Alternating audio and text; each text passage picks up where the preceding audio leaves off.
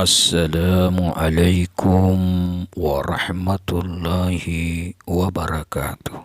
Tidak kurang dari 5 syarat yang perlu dipenuhi agar ibadah kita tidak sia-sia, yaitu yang pertama harus memenuhi syarat dan rukun. Dalam beribadah, melakukan rukun dan memenuhi syarat hukumnya wajib, tetapi terdapat perbedaan antara keduanya, yaitu dalam hal tempatnya. Yang disebut syarat adalah segala perkara yang harus dilakukan sebelum mengerjakan sesuatu perkara. Umpamanya berwudu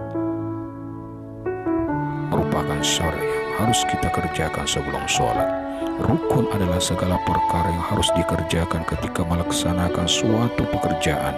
Umpamanya membaca Fatihah dalam sholat harus dilakukan ketika sholat, bukan sebelum sholat.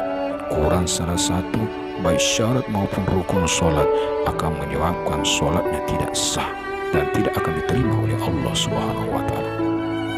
Oleh karena itu, jangan sekali-kali kita mengabaikan masalah syarat dan rukun, sebab keduanya sangat penting dalam beribadah. Ketinggalan salah satunya akan berakibat fatal. Umpamanya kita mengabaikan bab bersuci sehingga wudhu kita tidak sempurna karena salah satu anggota wudhu tidak tercuci, meskipun sebesar biji padi. Hal sekecil itu akan menyebabkan rusaknya wudhu, bahkan akan menjadi jalan api neraka terhadap tubuh kita. Kemudian hal yang kedua harus dikerjakan dengan ihsan. Ihsan berarti mengerjakan sesuatu perkara dengan sebaik-baiknya, bagaimana seharusnya, bukan asal jadi. Apabila diibaratkan pada pakaian adalah modelnya, tidak asal jadi, tetapi harus sesuai dengan serasi. Hadirin yang dimuliakan Allah Subhanahu wa Ta'ala, Nabi Muhammad SAW pernah ditanya mengenai ihsan. Beliau menjawab, al-ihsanu an ta'budullaha ka'annaka tarahu fa in lam takun tarahu fa innahu yaraka. Ihsan itu adalah engkau menyembah Allah seakan-akan engkau melihatnya, dan apabila engkau tidak melihatnya, sesungguhnya Allah melihatmu. Karena ketika kita beribadah, merasa sedang berhadapan dengan Allah Subhanahu wa Ta'ala, tentu kita melaksanakan ibadah itu dengan sebaik-baiknya. Sifat ihsan yang menjadi syarat diterimanya ibadah ini harus dijadikan bekal dalam kehidupan sehari-hari, baik kita, utamanya seorang muslimin. Dalam arti ihsan jangan hanya dilakukan dalam ibadah sholat, tetapi semua pekerjaan harus didasari dengan ihsan. Pelaksanaan ibadah puasa kita pada bulan Ramadan ini juga harus disifati dengan sifat ihsan. Seorang pekerja yang ihsan akan melaksanakan tugas dan kewajibannya dengan baik meskipun tidak diawasi atasannya. Kita beribadah kepada Allah Subhanahu wa Ta'ala zahir seakan-akan dilihat oleh Allah Subhanahu wa Ta'ala. Kita beribadah seakan-akan kita melihat Allah, itu arti secara batin. Jamaah dimuliakan Allah Subhanahu wa Ta'ala. Kemudian hal yang ketiga harus dilakukan dengan khusyuk. Khusyuk atau konsentrasi dan penuh perhatian terhadap apa yang sedang dilakukan merupakan bagian yang tidak boleh disepelekan dalam beribadah. Sebab banyak keterangan yang menjelaskan bahwa manusia tidak khusyuk dalam sholatnya akan celaka. Memang khusyuk itu sangat susah. Dalam sholat misalnya kadang-kadang pikiran kita tidak tertuju pada sholat, tetapi tertuju kepada hal-hal di luar sholat kita. Pikiran kita kemana-mana. Biasanya yang terbayang ketika sholat adalah perkara yang sangat diidam-idamkan atau yang sangat ditakuti. Oleh karena itu kita perlu mengetahui bagaimana cara sholat agar khusyuk. Di antaranya, dekatkan hati untuk melaksanakan sholat.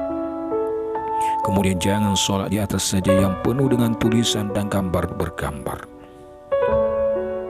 Lalu perhatikan dahulu keadaan di sekeliling kita apabila sholat di tempat yang baru.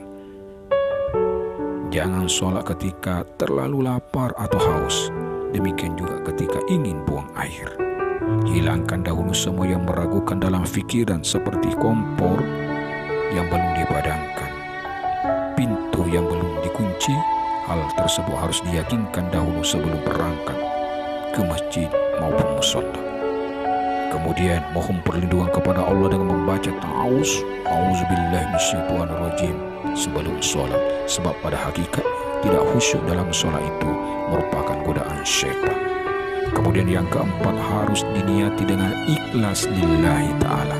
Hadirin yang insya Allah dimuliakan Allah Subhanahu wa ta'ala, tidak ada suatu pekerjaan dilakukan oleh seseorang yang berakal sehat kecuali semuanya memiliki tujuan tertentu.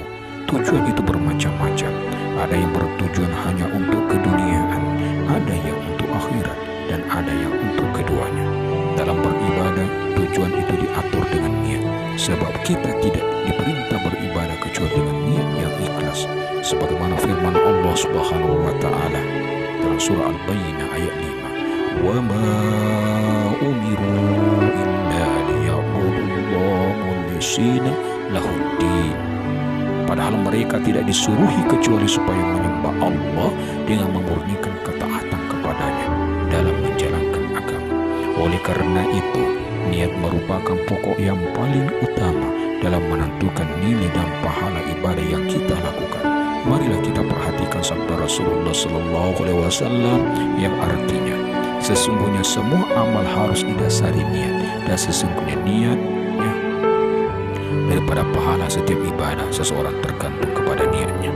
Barang siapa yang berhijrah karena Allah dan Rasulnya, maka hijrahnya itu kepada Allah dan Rasulnya.